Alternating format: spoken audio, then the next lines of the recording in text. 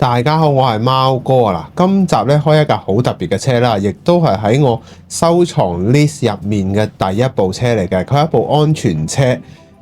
咁我平時一定會問我點解無啦啦收安全車啦。咁呢部咧其實就係由 Mini GT 推出嘅 Urus 啦，林寶堅尼嘅。咁其實最特別嘅地方係因為佢今次嘅拉花咧係澳門格蘭披治版嘅一架安全車啦，非常之有意義啦。咁今集咧我哋就會一齊開出嚟睇下個鐘裏邊嘅特別嘅地方啦，以及一啲細節啦。咁記得喺影片開始之前咧 CLS 啦。And the English subtitle has now available. Please enable the English subtitle feature. Let's go. 平時林寶堅尼咧，大家稱呼佢哋嘅型號咧，都會係細牛啦、大牛啦。而今次呢架 Urus 咧，可以話係歐洲野牛啦。咁啊，身形非常龐大嘅，成架車都非常兇猛啦個感覺啦。車身上面咧佈滿咗好多種嘅稜角啦，以及帶有攻擊性嘅標誌設計啦，令到整體嘅線條咧硬朗之中咧，亦都大量混入咗跑車應該要有嘅元素啦，令到大家睇落呢部車非常之有霸氣嘅。咁而且咧呢一部車亦都結合咗過往林寶堅尼兇猛嘅性能，再配上一個舒適性咧，取得一個完美平衡嘅一部車啦。咁本身而且呢部車喺內置嘅機器上面咧，亦都係用上非常強勁嘅馬力之餘咧，避震機亦都用上咗一個防傾側系統啦。咁仲有 ADAS 嘅高級駕駛輔助嘅系統啦，可以話係面面俱圓嘅一部車啦。遠望嘅時候可以話係漆黑中嘅螢火蟲一樣咁鮮明啦。咁啊，今集咧我哋就會一齊睇下成架車嘅整體結構啦。好啦，大家已經見到呢一部車啦。咁作為 Mini GT 咧，首次同澳門格蘭披治去做合作嘅一款安全車啦。咁其實如果大家有睇都即係會留意下啦。咁作為澳門嘅朋友當然會留意啦。咁但係我哋冇留意開嘅就真係唔知，因為前年咧有架寶馬咧，我先真係會去了解下㗎啫。咁呢一架安全車咧係作為 GT3 組別嘅一架安全車嚟嘅。咁啊遠望成架車好似一架吹脹咗嘅林寶堅尼嘅感覺啦。嗱，整體嘅拉花設計咧用上咗一個主要嘅林寶堅尼招牌嘅白色啦，再配上咗一個由密格仔去到闊格仔嘅，好似一個飄揚嘅一個格仔旗嘅效果啦，亦都有一個好精緻嘅 logo 之餘咧，中間我哋叫車頂嘅部分啦，就用上咗一個黃、黑、綠、白嘅一個襯托啦。咁呢一個襯托咧，我估啫，佢應該係用翻澳門嗰支旗嘅顏色啦，再配上一個意大利風情嘅一個混合衍生出嚟嘅車款嚟嘅，非常之唔錯啦。咁啊，白色嘅感覺啦，亦都冇任何嘅溢出嘅感覺啦，即係簡單啲，冇任何透底嘅，冇任何 highlight 嘅感覺啦，非常之好嘅，厚薄度適中啦。咁咧，我會由頭講到落尾嘅，我哋先從車頭嘅部分講起。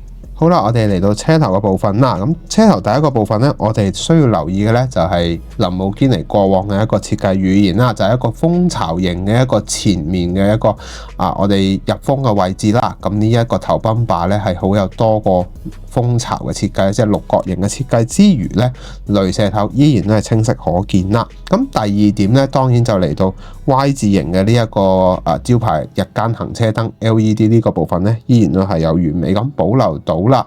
咁其實咧，如果有得做嘅話咧，希望佢下一次咧可以做到幾粒點喺入面啦。咁令到整體睇落嘅感覺咧更加之豐富啦。雖然而家嘅感覺都相當唔錯嘅。咁另外啦，亦都值得講嘅就係喺呢一個我哋叫做入風嘅位置啦。呢一度又做到輕微突出嘅位置，係以一個兩級式嘅設計啦。咁呢一度亦都做得非常之立體，而且咧，基於今次呢一層白色油咧做得都唔會話好厚啦。咁非常適中嘅厚薄度啦，令到咧我哋喺車身上面咧係一啲陰影，我哋嚟咁樣擰啦。係啦，大家就會見到咧，每一條空氣動力學嘅線咧，就會睇得非常之清楚。其實 totally 係有1、2、3、4、5、6條線嘅。咁呢一度咧，亦都睇得非常之清楚啦。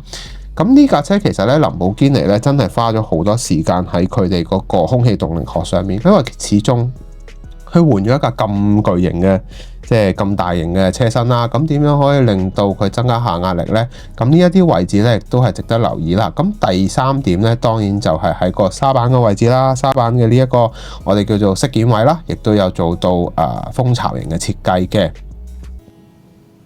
第69屆澳門格蘭披治嘅呢一個拉花啦，呢個額頭貼啦，真係乜都抵晒啦。其實咧，真係如果你有個場景再配搭埋咧，可以話超正啦。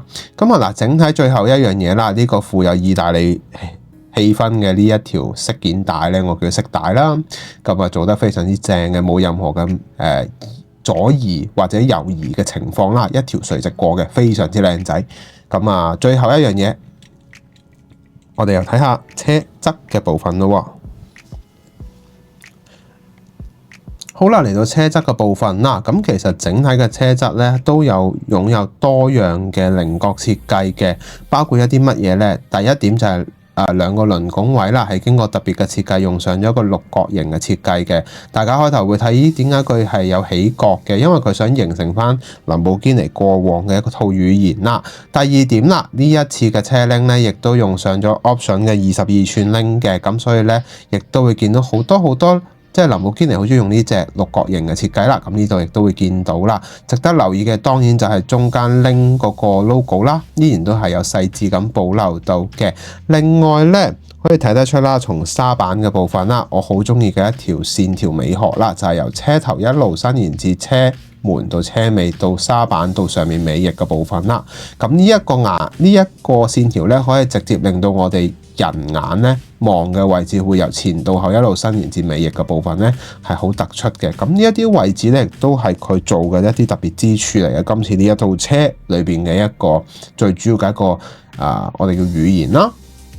咁當然 logo 啊唔少得啦。咁啊另外啦，最招牌當然叫得安全車，就當然有個叫得警示燈咧。當然呢一啲位置咧就做得非常之晶瑩通透之餘咧，每一粒格仔嘅花紋咧都做得好靚噶。嗰啲紅綠燈做得非常之靚仔嘅。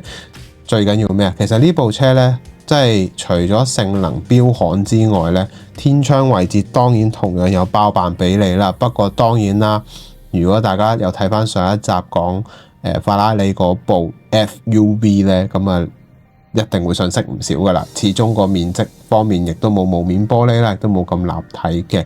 咁啊，但係咧，正所謂樣樣嘢都有啲咯，咁啊都唔錯噶啦。林寶堅尼今次喺呢部車上面，即係我做完呢一部車之後，我突然間我腦裏邊有幅圖咧，就係如果喺羅馬鬥獸場或者鬥牛勇士場上面咧，咁啊林寶堅尼當然就係牛啦，咁啊法拉利啊，佢嗰種優雅真係好有嗰種鬥牛勇士嘅感覺啊！咁佢哋一齊對戰嘅時候，唔知會出現咩畫面呢？咁啊，俾大家個想像空間啦。咁我哋又講下車尾嘅部分啦。嚟到車尾嘅部分啦，可以話係我自己最中意嘅一個部分嚟嘅，裏邊充滿住大量嘅肌肉線條啦。咁啊，林寶堅尼今次咧反而喺車尾嘅部分咧，其實咧性能版本上面咧，佢嘅尾翼嘅改裝部分咧闊好多，以及多好多功能，而普通版就較為斯文啦。我自己咧就比較中意呢一款鴨翼嘅設計嘅，大家會見到從車尾嘅部分可以輕微見到少少咧呢一隻少少嘅鴨翼咧，低調得嚟咧，又可以增加性能上面嘅嘢，因為上面有個導風翼咧，將個氣壓直接撳低尾轆嘅部分啦，咁啊增加下壓力。咁呢啲位置亦都有做到之餘咧，喺整體嘅尾部上面咧，亦都增添咗少少跑車嘅味道啦。咁喺車尾嘅地方咧，運用上大量嘅尾部林寶堅尼過往嘅一啲設計，包括尾擾流嘅部分啦，咁呢一啲位置又做咗雙色設計嘅，做得非常之好啦。水晶件嘅 Y 字形嘅日間行車燈咧，呢度亦都有做翻俾你嘅，做得相當唔錯啦。咁 logo 呢啲唔講噶啦，都係金屬貼紙嚟噶啦。咁啊，最後一樣嘢啦，四出尾喉咧係有做到分色同埋上色嘅，做得相當之唔錯啦。嗱，咁其實整體成架 Urus 咧，我自己咁睇啦，我就相當之對佢都比較好印象嘅。因為咧過往佢一出嘅時候，我覺得林寶堅尼會出 SUV， 出到嚟唔知會係點咧？會唔會一架即係唔拖唔水啊？或者係啲合成獸嘅感覺啊，即係將佢過往嘅嘢堆砌埋砌成一個樣，原來又唔會喎，用上咗全新嘅語言啦。咁啊，好啦，我哋又打開個內籠俾大家睇下內部嘅結構啦。好啦，嚟到內籠嘅部分啦，咁其實叫得 Urus 咧，內籠嘅部分個佈局咧就採用咗2+3嘅設計啦。咁車廂嘅闊度咧非常之足夠啦，大家見到咧，無論喺任何角度嚟講都非常之寬敞啦。咁亦都睇到前座同後座咧嗰個，雖然佢係一部跑車啦，咁但係舒適性咧就換上咗唔係賽車化嘅統一，用翻仿跑車嘅設計啦，為咗要得到最佳嘅舒適性啦。而車身嘅紋理咧，Mini GT 喺呢一度咧，亦都做得非常清楚啦。大家可以從反光嘅位置咧，可以見到多種嘅稜角設計啦。咁呢一啲全部都係林寶堅尼獨有嘅一個設計語言嘅感覺嚟嘅。而兩邊嘅位置咧，例如一啲扶手位啊，依然都會見到好多屬於佢嘅地方啦。而中控台部分咧，亦都用上咗全新嘅系統嘅，包括一個 LED 嘅液晶面板啦，以及一個全新嘅 panel 啦。咁呢一啲位置咧，亦都可以俾佢去撳唔同嘅模式啦。咁啊，非常之正嘅。咁我喺呢一個位置咧，我亦都為咗令到整體嘅感覺好啲啦。咁因為其實今次呢部係一部澳門嘅安全車，佢以綠色為主啦，所以我亦都用咗一隻較淺嘅綠色去襯翻佢嘅。咁啊，大致係咁啦。咁我哋合翻埋架車，講下今集嘅可購買指數啦。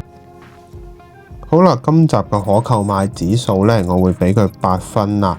咁其實呢一部車整體嚟講呢，由外觀到一啲細節上面嘅表現呢，都可以睇到 Mini GT 嘅一啲紮實嘅做工啦。咁亦都係一啲配件上面，例如警示燈上面做得都相當唔錯嘅一個質感啦。